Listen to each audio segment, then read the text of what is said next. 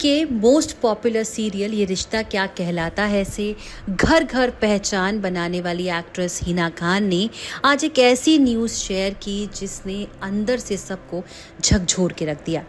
हिना ने बताया कि वो ब्रेस्ट कैंसर के 3rd स्टेज से गुजर रही है। हिना ने ये खबर जैसे ही शेयर की, हर कोई स्तब्ध रह गया। हिना ने पोस्ट करके अपने फैंस और चाहने वालों को इसकी जानकारी दी। हिना ने अपने पोस्ट में लिखा, मैं उन तमाम रूमर्स को एड्रेस करना चाहती हूँ। मैं हिना हॉलिक्स और उन सभी लोगों के साथ कुछ ज़रूरी न्यूज़ शेयर करना चाहती हूँ जो मुझे प्यार करते हैं और मेरी परवाह करते हैं। मुझे स्टेज 3 का ब्रेस्ट कैंसर है। इसके बावजूद मैं सभी को बताना चाहती हूँ कि मैं ठीक हूँ। मैं स्ट्रॉन्ग हूँ और डटी हुई हूँ और इस बीमारी पर काबू पाने के लिए पूरी तरह कमिटेड हूँ। मेरा इलाज शुरू हो चुका है और मैं इससे और भी मजबूत होकर उभरने के लिए हर संभव प्रयास करने के लिए तैयार हूँ। मैं इस दौरान आपसे थोड़ी इज्जत और प्राइवेसी चाहती हूँ। मैं आपके प्यार और दुआ की सराहना करती हूँ। मैं अपने परिवार और करीबियों के साथ पॉजिटिव रहूँगी। ऊपर वाले की कृपा से हमें विश्वास है कि मैं इस चुनौती को पार कर लूँगी और पूरी तरह से ठीक हो जाऊँगी। प्लीज़ अपनी प्रार्थनाएं, दुआ और प्यार भेजते रहिए।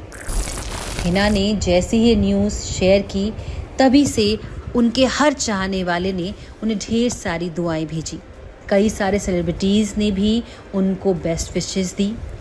अंकिता लोखंडे, रश्मि देसाई, आमिर अली, गौहर खान, श्रद्धा आर्या जैसे कई सेलिब्रिटीज़ ने हिना को स्ट्रॉन्ग रहने और उनके लिए ढेर सारी दुआएं भेजी।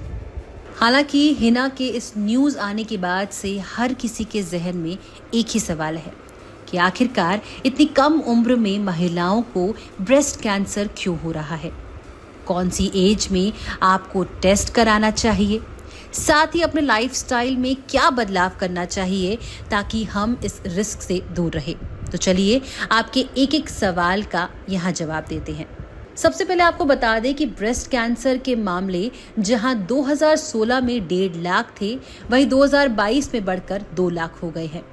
कई बार देखा गया है अक्सर यंग लड़कियों को ब्रेस्ट कैंसर हो रहा है। ऑन्कोलॉजिस्ट के मुताबिक उनमें जेनेटिक कारण हो सकता है।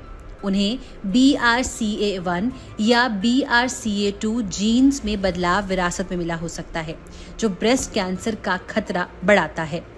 इसके अलावा यंग लेडीज में ब्रेस्ट कैंसर बढ़ने का कारण उनका poor lifestyle, improper diet, obesity, lack of exercise, smoking, over use of birth control pills और हार्मोन थेरेपीज है। एक स्टडी में ये भी सामने आया है कि वेस्ट के मुकाबले इंडिया में 11% महिलाएं वो हैं जो 35 से 45 की उम्र में ब्रेस्ट कैंसर की शिकार होती हैं। कई बार पेशेंट्स में स्टेज 1 और स्टेज 2 के कोई सिम्टम नजर ही नहीं आते। कुछ केसेस में देखा गया है कि ब्रेस्ट कैंसर लेटर स्टेज में जाके डायग्नोस होता है। इसीलिए कहा जाता है कि चाहे आपको सिम्टम्स हो या ना हो, आपको रेगुलर स्क्रीनिंग करानी चाहिए। अगर ब्रेस्ट कैंसर अर्ली डिटेक्ट हो जाता है तो आप जल्दी रिकवर हो सकती है। आपको मेमोग्राम टेस्ट रेगुलरली कराना चाहिए। अगर आपकी फैमिली में ब्रेस्ट और ओवेरियन कैंसर की हिस्ट्री है तो आपको रेगुलरली अपनी स्क्रीनिंग करानी चाहिए, क्योंकि ऐसे में BRCA म्यूटेशंस होने के चांसेस होते हैं। मगर सवाल एक ये भी है कि लेटर स्टेज में ब्रेस्ट कैंसर क्यों डेवलप होता है। कई ऑन्कोलॉजिस्ट का मानना है कि लेटर स्टेज में ब्रेस्ट कैंसर का डिटेक्ट होना कई सारे कारण की वजह से हो सकता है, जिसमें एक कारण है lack of screening, dense breast tissue, aggressive interval cancer, miss interpretation of imaging results, patients delay and health care system delay भी है। रैपिडली ग्रोइंग लंप थोड़ा डिटेक्शन में इजी होता है, मगर अगर आपके ब्रेस्ट में स्लो ग्रोइंग लंप है तो उसका डिटेक्शन बहुत मुश्किल से हो पाता है। कई कैंसर्स बहुत छोटे होते हैं जो मेमोग्राफी टेस्ट में डिटेक्ट नहीं हो पाते हैं। कई बार डेंस ब्रेस्ट टिश्यू की वजह से भी आपके लम्प्स हाइड हो जाते हैं। आपको बता दें कि ब्रेस्ट कैंसर डिटेक्शन एक बहुत ही कॉम्प्लेक्स प्रोसेस है और कई बार ऐसा भी हुआ है कि पेशेंट की जान लेटर स्टेज में पता होने की वजह से चली गई। इसलिए कहते हैं कि 30 से 40 की उम्र में रेगुलर अपने टेस्ट कराते रहे। हालांकि आप अपने डॉक्टर से अपनी मेडिकल हिस्ट्री, अपनी जेनेटिक हिस्ट्री के अकॉर्डिंग टेस्ट और स्क्रीनिंग करा सकते हैं। जरूरी नहीं है कि मैमोग्राफी या फिर क्लिनिकल ब्रेस्ट एग्जाम से ही आप ब्रेस्ट कैंसर को डिटेक्ट कर सकते हैं।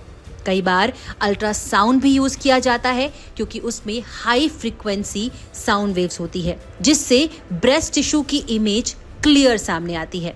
MRI टेस्ट के जरिए भी स्ट्रॉन्ग मैग्नेटिक फील्ड और रेडियो वेव्स प्रोड्यूस होते हैं। इसके अलावा मेमोग्राफी के भी कई टेस्ट होते हैं।